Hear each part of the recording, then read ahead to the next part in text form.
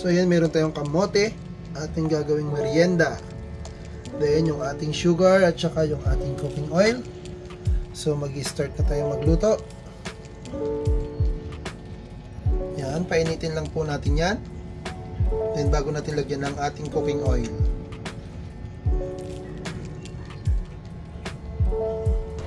Yan guys, maglagay na tayo ng cooking oil. So damihan natin para lubog-lubog yung ating kamote. Yan.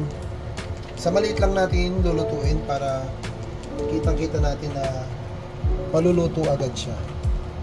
So hintayin ulit natin yung uminit naman yung ating mantika. So yan, mainit na yung ating mantika. Ilagay na natin tong ating sugar. Yan, lutuin lang natin maigi dyan. So, kailangan nating maluto yung ating sugar.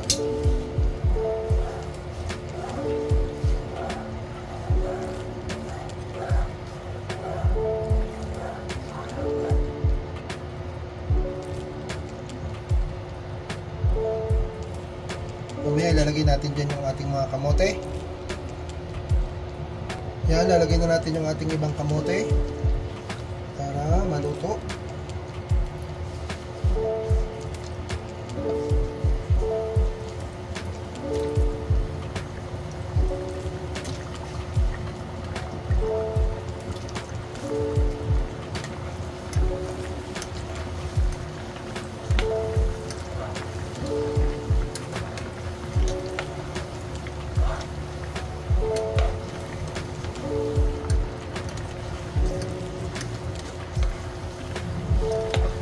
Ayan, kung napapasin nyo, kumakapit na yung sugar dito sa ating nilagay na mga kamote cube.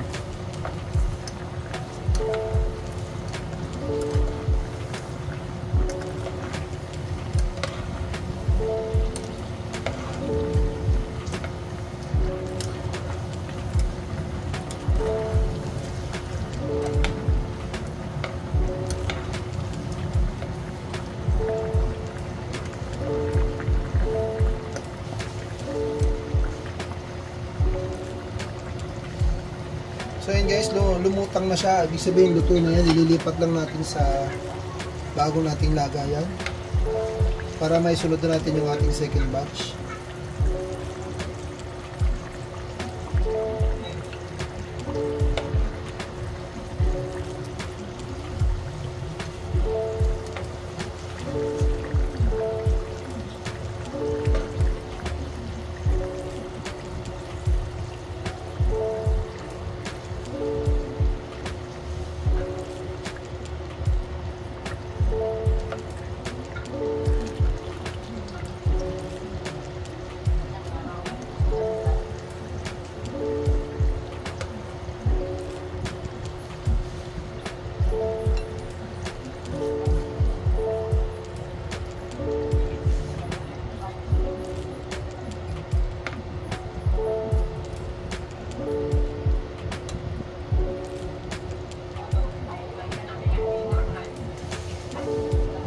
Yan, maglaglag na ulit tayo nitong ating mga kamote.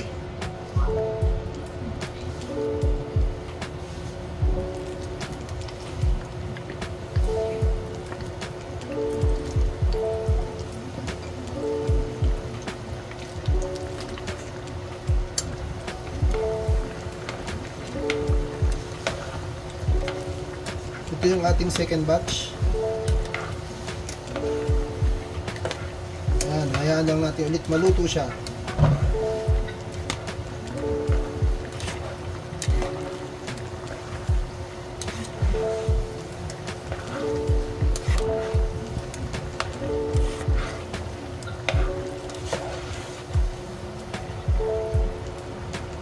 Yan, kapag lumutang yan, ibig sabihin luto na ulit siya.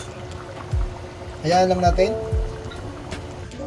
Ayan guys, done na po tayo sa ating bagong merienda for today. Ang ating kamote cube. So guys, sana nagustuhan ninyo itong ating bagong video. Ang ating simpleng merienda. Hanggang dito lang guys. Tara, kain tayo.